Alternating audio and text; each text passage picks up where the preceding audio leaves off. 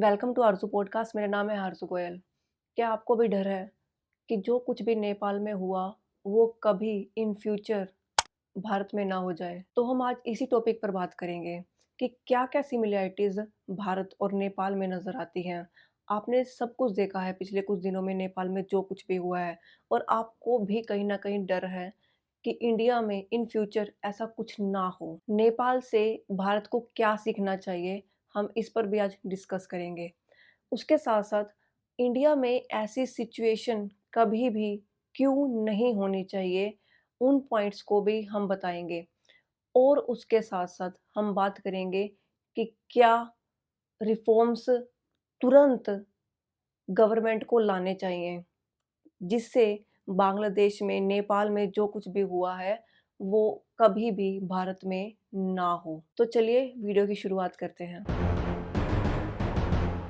भूख, बेरोज़गारी और बेईमानी, ये 3 भी एक ऐसे चिंगारी का काम करते हैं, जो किसी भी देश को आग की लपटों में जलाकर राख कर सकती है। जॉबलेसनेस, इंडिया और नेपाल में दोनों में ही अनएम्प्लॉयमेंट की सिचुएशन नज़र आती है।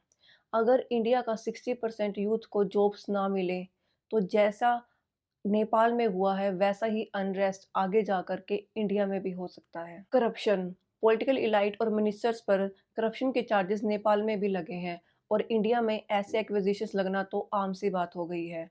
जहां इंडिया में स्कूल और कॉलेजेस बंद हो रहे हैं, वहीं चाहे ओपोजिशन पार्टी हो चाहे रूलिंग पार्टी, अधिकतर लीडर्स के बच्चे हार्वर्ड और ऑक्सफोर्ड जैसी यूनिवर्सिटी से पढ़कर आए हैं या फिर वहां पर पढ़ रहे हैं। डेमोक्रेटिक इंस्टीट्यूशंस, नेपाल की तरह भारत में भी जुडिशरी, इलेक्शन कमीशन, पार्लियामेंट और मीडिया इंडिपेंडेंट पूरी तरह से नहीं है। स्पेशली मीडिया, मीडिया का इंडिपेंडेंट रोल प्ले करना बहुत ज़रूरी है, ना कि किसी एक पार्टी की ज़ुबान बोलना।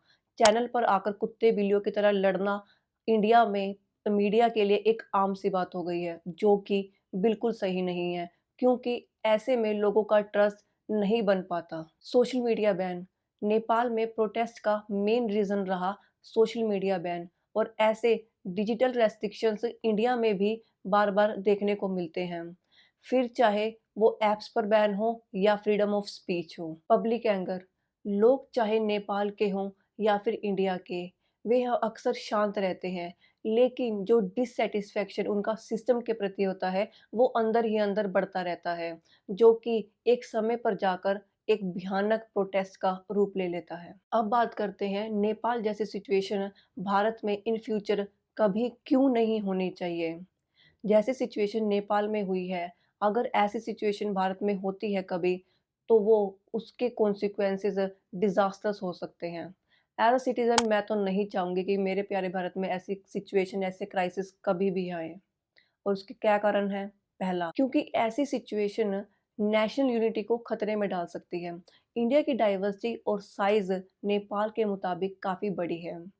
इंडिया में अगर ऐसा मास अनरेस्ट होता है, तो रीजनल, कम्युनल और कास्ट बेस्ड सिचुएशंस क्रिएट हो सकती है, यानी कि दंगे फसाद हो सकते हैं और सेपरेटिस्ट मूवमेंट्स तक ट्रिगर हो सकते हैं, जिसका फ़ायदा दूसरे देश जैसे कि पाकिस्तान और चाइना उठा सकते हैं। इकोनॉमिक डेवलपमेंट का रिवर्स गियर लग सकता है, क्योंकि पॉलिटिकल इंस्टेबिलिटी होने से इन्वेस्टमेंट, जॉब्स और बिजनेस सभी पर ब्रेक लग जाता है।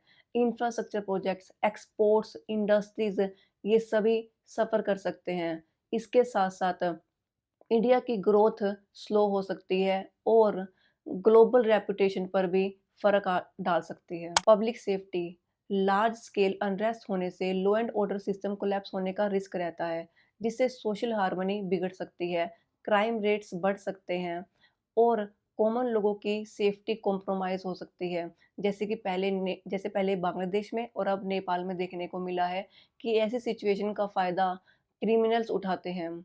जो लोग अ, जेलों में कैद थे, वो लोग वहाँ से भाग जाते हैं और जिससे पब्लिक सेफ्टी का भी डर रहता है। International standing and security threat, India की स्टेबिलिटी ही इसकी स्ट्रेंथ है।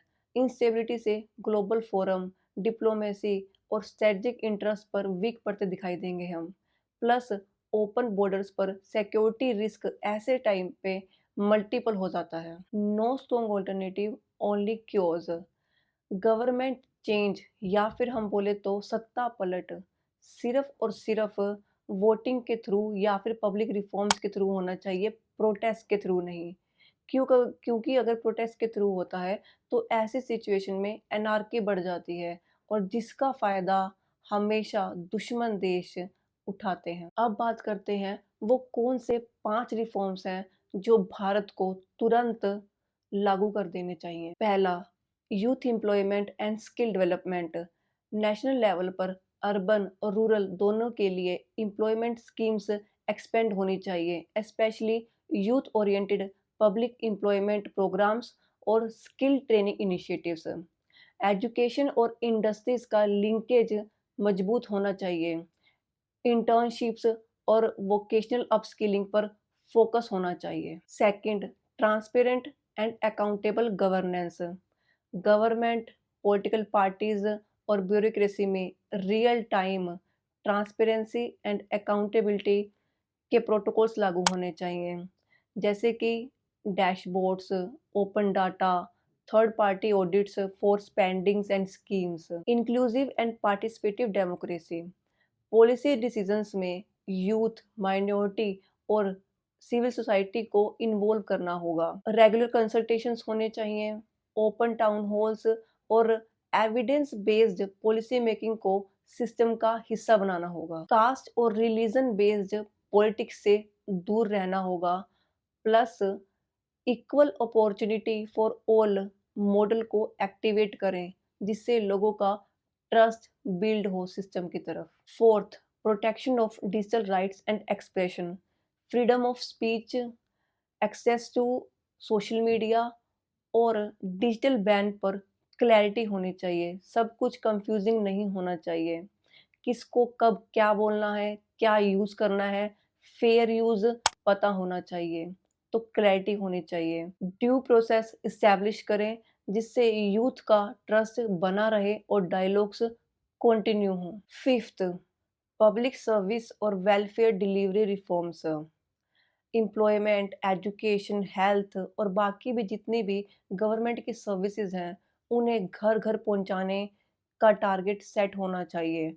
साथ ही में डिजिटल गवर्नमेंट और ग्रीवियंस रिट्रेजल मैकेनिज्म को फर्दर स्ट्रेंथन करना चाहिए। पब्लिक मॉनिटरिंग और रियल टाइम फीडबैक सिस्टम्स बनाने चाहिए, जिससे कि डिलीवरी फेलियर्स के बारे में जल्दी से जल्दी पता चल सके और उन्हें जल्दी से जल्दी फिक्स किया जा सके। तो दोस्तों, नेपाल के प्रोटेस्ट और क्राइसिस से मुझे तो यही सीखने को मिला है कि इंडिया की यूनिटी, उसकी इकोनॉमी, उसकी सेफ्टी और ग्लोबल रेपुटेशन सब कुछ पॉलिटिकल स्टेबिलिटी पर डिपेंड करता है। अगर हम प्रोटेस्ट कल्चर को अपनाते हैं तो हम अपने देश की डेमोक्रेसी और इंस्टीट्यूशंस को एक बड़े खतरे में डाल रहे हैं। इंडिया को कभी भी क्योस को इनवाइट नहीं करना चाहिए।